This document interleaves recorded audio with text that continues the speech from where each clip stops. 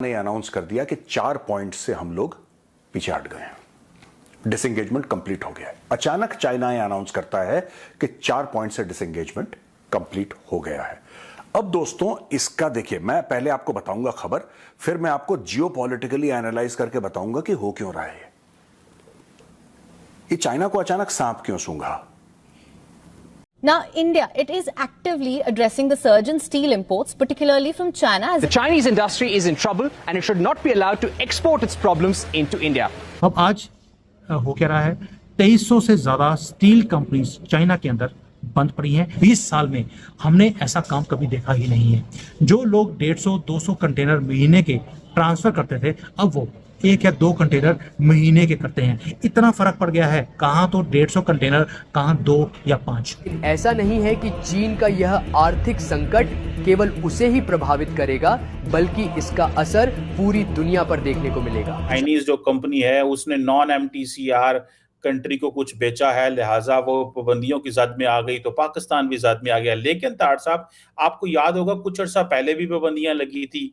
America क्या पैगाम देना चाहता है पाकिस्तान को इन पाबंदियों के बाद, जिस वजह से चाइना के प्राइवेट सेक्टर को भारी नुकसान उठाना पड़ा। इसलिए बहुत सी यूरोपियन और अमेरिकन कंपनीज जैसे एप्पल, वोल्वो और सैमसंग चीन छोड़कर भारत जैसे दूसरे फ्रेंडली देशों में अपना मैन्युफैक्चरिंग सेंटर एस्टेब्लिश करने लगी। चाइना को यह बात समझ में नहीं आई, क्योंकि चाइना को आदत है कि ऐसे करोगे तो गिर जाएगा, कोई थोड़ा सा धक्का दिया तो चरमरा जाएगा। यहां पे कुछ हुआ नहीं, और अब चाइना ने यह बात सोच ली है कि भाई सबसे बढ़िया बात यही है, चुप रहो और डिसएंगेज। और वो कितना ज्यादा इच्छुक है भारत की स्टील कंपनियों को खत्म करने के लिए। ऐसा वो क्यों कर रहा है? क्योंकि पिछले 2 साल में हमने देखा है कि भारत की स्टील कंपनियों ने चीनी स्टील कंपनियों को बहुत ज्यादा कड़ी टक्कर दी है, और पश्चिमी देशों में तो कई जगह चीनी कंपनियों का खात्मा ही कर दिया है। और इस वजह से चीन बहुत परेशान है, क्योंकि स्टील की मार्केट बहुत ज्यादा ह्यूमंगस है। चाइना को सिग्नल देना चाहते थे, वो दिया उन्होंने सिग्नल। सुनने में भारतीयों को बड़ा अच्छा लगेगा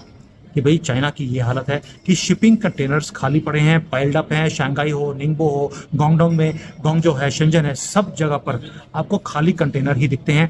ट्रक वहां पर खाली खड़े हैं। ये ऐलान हुआ है भारत की तरफ से कि चीन और वियतनाम से आने वाली स्टील पर अब 30% का टैरिफ लगाया जाएगा। क्योंकि चीनी सप्लायर्स पाकिस्तान को कुछ इक्विपमेंट सप्लाई कर रहे हैं। नमस्कार दोस्तों, नमो राष्ट्रवाद में आपका स्वागत है। आज के इस वीडियो में हम देखेंगे कि अब चीन कुछ समझौता कर रहा है जो कि आज तक हमने नहीं देखा था। कुछ तरह के कॉम्प्रोमाइज़ करके 4 जो चौकियाँ थी या 4 जो पोजीशन थी लाइन ऑफ एक्चुअल कंट्रोल पे, वहाँ से वो लोग पीछे हटे हैं।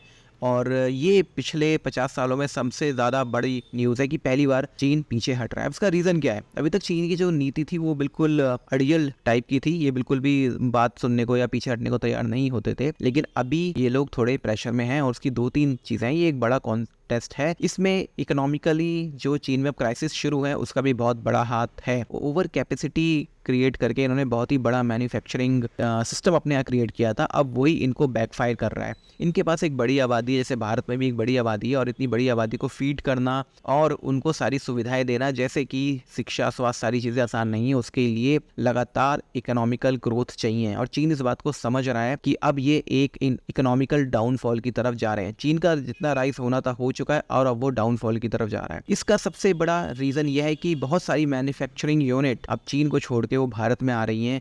और भारत में आने का रीज़न ये है कि अमेरिका अब चीन को एक अलाई के तौर पे नहीं देख रहा, बल्कि कॉम्पिटिटर के तौर पे देख रहा है। और अमेरिका को ये लगता है कि चीन की जो दखल अंदाजी है, जो उसका इंटरफेरेंस है दुनिया के अलग अलग हिस्सों में, वो बढ़ता जा रहा है। यही रीज़न है कि अमेरिका और यूरोपियन देश अब ये नहीं चाहते कि चीन की इकोनॉमिकल ग्रोथ और बढ़े, और इसीलिए मैन्युफैक्चरिंग यूनिट भी बड़ी संख्या में वहाँ से हट रही है। इस वीडियो में हम दोनों चीज़ों पर ध्यान देंगे कि डिफेंस और इकोनॉमिकल, आखिर इन दोनों ही क्षेत्रों में चीन सडनली पीछे क्यों जा रहा है।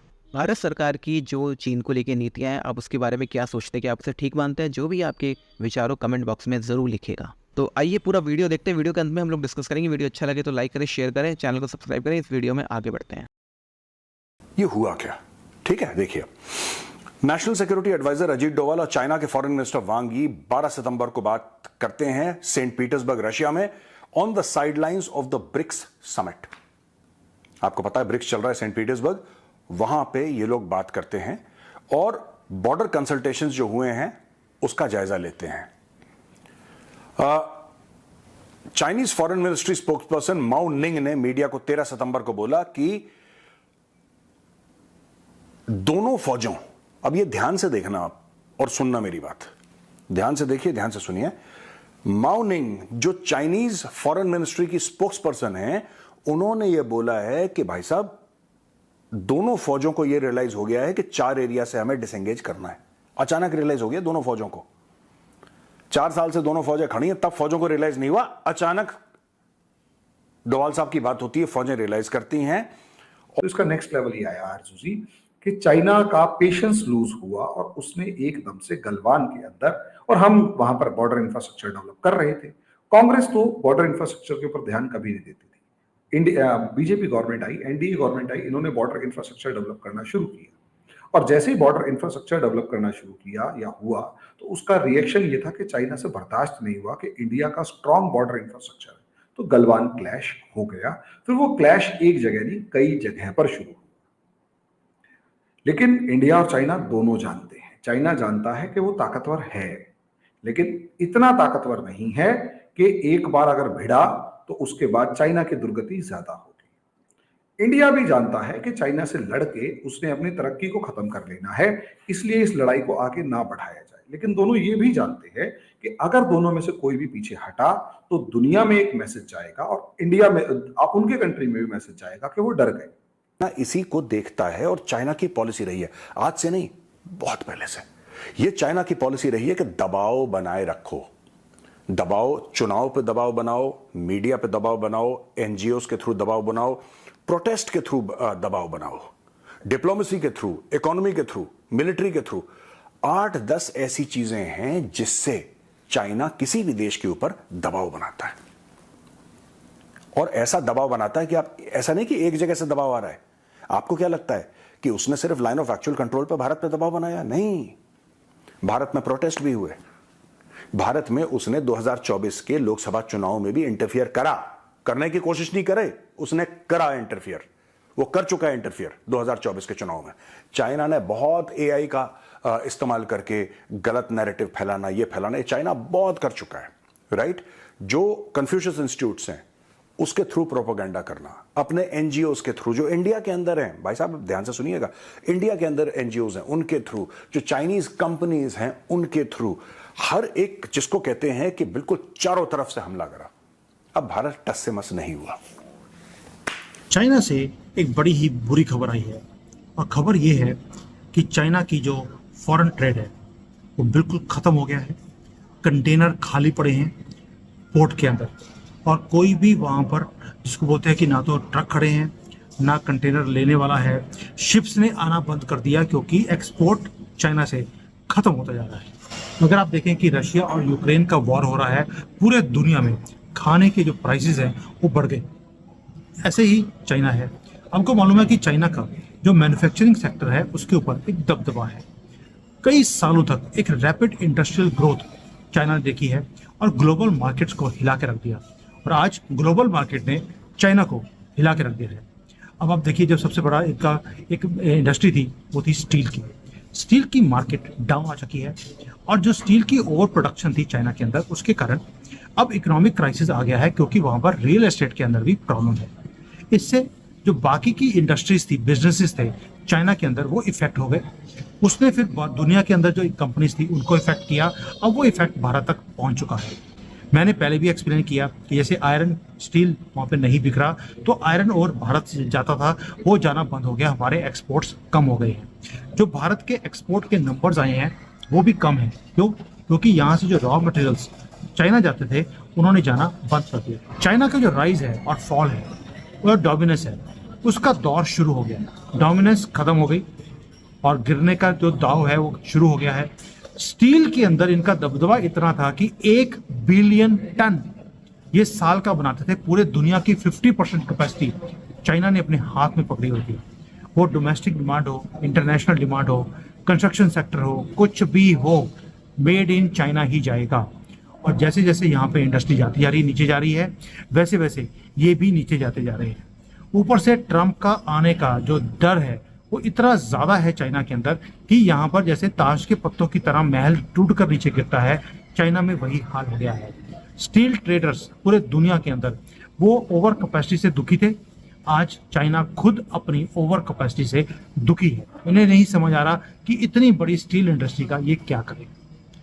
कर्मा है कि इन्होंने दुनिया को की जो कंपनीज हैं उनको बंद करवाने के लिए इतनी ओवर कैपेसिटी इन्होंने लगाई और दुनिया की इंडस्ट्रीज को बंद किया। आज दुनिया ने इनकी इंडस्ट्रीज को बंद करने का एक मुहिम शुरू कर दी है, यानी कि इनकी ओवर प्रोडक्शन आज इनके गले की हड्डी बन चुका है। इन्होंने क्या किया?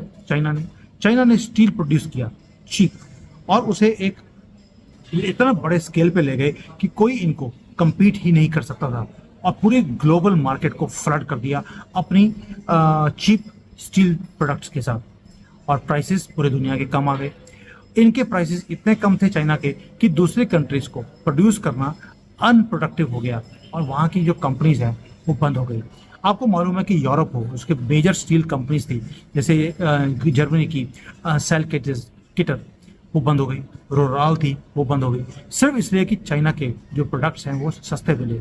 इवन इंडिया के अंदर जो हमारी इकोनॉमी है वो चाइना के ऊपर डिपेंडेंट है, हमें मालूम है, लेकिन चाइनीज स्टील्स के कारण हमारी अपनी स्टील की जो इंडस्ट्रीज हैं वो बंद हो गई। पंजाब के अंदर एक जगह है मंडी गोविंदगढ़, वहाँ पर स्टील का एक हब था। जब 9/11 हुआ वहाँ पे जो सारा का सारा स्टील मलबा जो था वो सारा पंजाब में वहाँ पर दोबारा से वहाँ स्टील के उसमें आया, फर्नेस के अंदर आया और आज ये हाल है कि मंडी गोविंदगढ़ सारा का सारा डूब चुका है चाइना के कारण। जो चाइना इंडिया के जो मैन्युफैक्चरर्स हैं, इवन लार्ज प्लेयर्स जैसे टाटा स्टील है, जिंदल है, इन्हें भी स्टिफ कंपटीशन हमेशा ही चीप चाइनीज इंपोर्ट से करना पड़ा। इससे हुआ क्या कि उन्हें प्राइस कट्स देने पड़े, फाइनेंशियल लॉसेस हुए, प्रॉफिट्स को कम करना पड़ा और हमें भी अपनी जो कंपनीज हैं उन्हें भी अपनी स्ट्रैटेजीज को दोबारा से चेंज करना पड़ा। इंडियन गवर्नमेंट है उसे भी एक्शन में आना पड़ा। उन्होंने टैरिफ्स लगाए चाइनीज स्टील के ऊपर, लेकिन इसके अलावा भी चाइनीज प्रोडक्ट्स जो है वो इतने सस्ते थे कि इतना कुछ ड्यूटी लगाने के बाद भी वो हमारे डोमेस्टिक मैन्युफैक्चर से उनकी प्राइस कम होती थी। अब आज हो क्या रहा है, 2300 से ज़्यादा स्टील कंपनीज चाइना के अंदर बंद पड़ी हैं क्योंकि वो पैसे बैंकों के दे नहीं पा रहे और उनका जो वर्क फोर्स है वो 30% से भी कम रह गया है। सिर्फ एक इंडस्ट्री के नीचे आने के कारण चाइना की जिसको बोलते हैं भट्टा बैठ गया, कुछ भी बिक नहीं रहा और कंटेनर के कंटेनर खाली पड़े हैं, प्रोडक्शन सारी की सारी बंद है। स्टील के साथ साथ जो बाकी के प्रोडक्शन है वो भी कम आ गई है। अब तो ये हालत है कि जो फॉरेन डायरेक्ट इन्वेस्टमेंट होता है वो भी नीचे आना शुरू हो गया। जो पहले पैसा चाइना में जाता था वो अब चाइना से निकलकर बाहर जाना शुरू हो गया है। अमेरिका ने पाकिस्तान के बैलिस्टिक मिसाइल प्रोग्राम पे पाबंदियां लगा दी हैं क्योंकि चीनी सप्लायर्स पाकिस्तान को कुछ इक्विपमेंट सप्लाई कर रहे हैं। चाइनीज जो कंपनी है उसने नॉन MTCR कंट्री को कुछ बेचा है, लिहाजा वो पाबंदियों की जद में आ गई तो पाकिस्तान भी जद में आ गया। लेकिन तार साहब आपको याद होगा कुछ अर्सा पहले भी पाबंदियां लगी थी। अमेरिका क्या पैगाम देना चाहता है पाकिस्तान को इन पाबंदियों के बाद? इसको जो मेरा इसमें अपनी सोच थोड़े से माजी की चीजें देखें, कुछ अभी के हालात देखें तो उसमें से जो मैं निकालता हूं इसमें से एक तो ये चीज इसमें से निकलती है कि राजनाथ साहब का दौरा था आज से 2 हफ्ते पहले अमेरिका का, के बाद उन्होंने यहाँ पे कई नए डिफेंस कॉन्ट्रैक्ट किए हैं। शायद ही उसका इम्पैक्ट हो सकता है जब वो जाहिर है यहाँ पे अमेरिका के मिलिट्री इंडस्ट्रियल कॉम्प्लेक्स के साथ जब डीलिंग कर रहे हैं तो अल्टीमेटली उनकी भी कोई टर्म्स होंगी, बातें होंगी, अमेरिका उनको भी खुश करना चाहता हूँ। दोस्तों, भारत भी अब चीन को अपने कॉम्पिटिटर के तौर पे लेता है और जैसे पहले एक रवैया होता था कांग्रेस के टाइम पे कि भी चीन के साथ दोस्ती करो या इनको शांत रखो या इन्हें छेड़ो नहीं, वो अब नहीं है। भारत चीन को एक कॉम्पिटिटर के तौर पे ले रहा है और यही रीज़न है कि भारत से जो कच्चा माल एक्सपोर्ट होता था चीन, उस पर भारत ने रोक लगा दी है। यहाँ तक कि चीन के जो स्टील मैन्युफैक्चरिंग प्लांट है वो भारत से जो स्टील इंपोर्ट करते थे उस पर भी 30% का भारत ने टैक्स लगा दिया है, जिससे भारत के स्टील उद्योग को बहुत फ़ायदा होगा। और यही रीज़न है कि 2600 से ज़्यादा स्टील फैक्ट्रियाँ चीन में बंद हो चुकी हैं और लाखों लोग बेरोज़गार हो गए हैं। तो दोस्तों, वीडियो आपने देख लिया और वीडियो देख के आपको बिल्कुल क्लियरली समझ में आ गया होगा कि किस तरह से चेंजेस आ रहे हैं। भारत की नीति अब डिफेंसिव नहीं है बिल्कुल भी चीन को लेके, बल्कि वो बहुत ही बैलेंस्ड है, आने की भी नहीं है और वो दबने की भी नहीं है। और भारत अपनी इकोनॉमिकल ग्रोथ पे बहुत ज़्यादा फोकस कर रहा है, वो चीज़ बिल्कुल साफ दिखती है। तो आप इसके बारे में क्या सोचते हैं कमेंट बॉक्स में ज़रूर लिखिएगा वीडियो अच्छा लगा तो लाइक करें, शेयर करें, चैनल को सब्सक्राइब करें, चैनल को ज्वाइन करें। मिलते हैं अगली वीडियो में, तब तक के लिए जय श्री राम।